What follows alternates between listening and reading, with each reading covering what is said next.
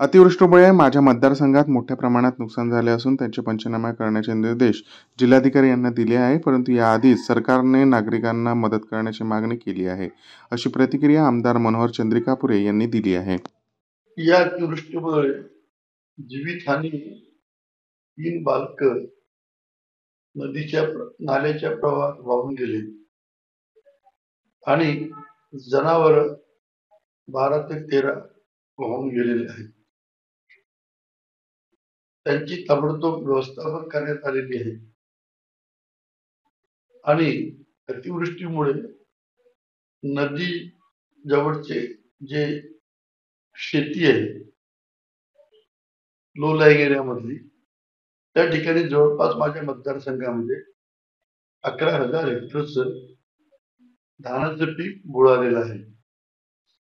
त्यामुळे हे सगळे पंचनामे करायचे आदेश राज्य सरकार मार्फत जिल्हाधिकारी यांना तसे निर्देश दिलेले आहेत आणि त्यानुसार तिन्ही डिपार्टमेंटचे जे ग्राम पातळीवरचे कर्मचारी आहेत त्यामध्ये तलाठी आहे, ग्रामसेवक आहे, कृषी सहाय्यक आहे, यांनी त्यांचं पंचनामे करायचं काम सुरू केलेलं आहे.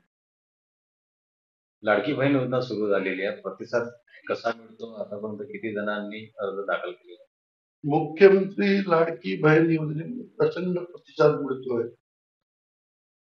माझ्या एकट्या मतदारसंघामध्ये अर्जुनी मोरगाव, सडक रजुनी आणि पारटाप गोरेगाव यामध्ये जवळपास 1,15,000 पात्र लाभार्थी आहेत.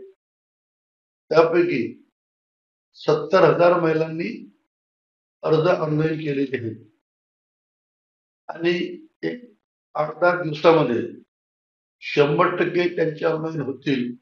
कारण मध्यंतरी खेड्यापाड्यामध्ये इंटरनेट नसल्यामुळे थोडा व्यत्यय आला होता, पण ते सुद्धा आम्ही सुरळीत केलेलं आहे. निवडणुका पुढच्या बघता ही योजना सुरू केलेली आहे अशा पद्धतीचं विरोधकांचं म्हणणं आहे. विरोधकांचं कसं असते, एखादी नवीन योजना राज्यकर्त्यांनी सुरू केली तर त्याच्यातलं उन्नत शोधणे हे त्यांचं काम असते. निवडणुका समोर ठेवून एखादी योजना लॉन्च करतो, पण तो हेतू निवडणुकीचा नसतो. तर एका महिलेला, एका युवतीला आपण सक्षम करण्यासाठी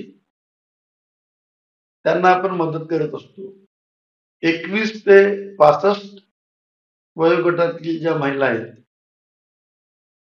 त्यांना सगळ्यांना ज्यांचे उत्पन्न 2.5-3 लाखाच्या खाली आहे त्या सर्व महिलांना त्याचा फायदा मिळणार आहे.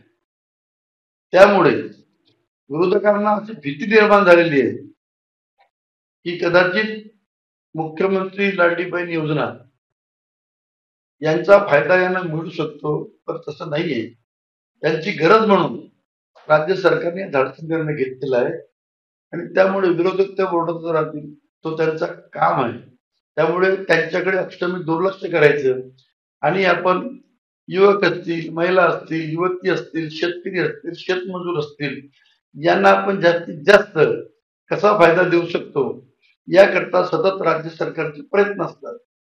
राज्याचे मुख्यमंत्री एकनाथजी शिंदे आहेत, वित्त आणि नियोजन मंत्री अजितदादा पवार आहेत आणि फडणवीस साहेब हे तिन्ही व्यक्ती आहेत, हे ताकदीनं महायुतीमध्ये काम करत आहेत आणि त्यामुळे येत्या निवडणुकीमध्ये मी तुम्हाला सांगतोय, येत्या निवडणुकीमध्ये महायुतीचं सरकार महाराष्ट्रामध्ये येईल याचा मला पूर्ण जाणीव आहे, खात्री आहे. लोकसभेच्या निवडणुकीमध्ये राष्ट्रवादीने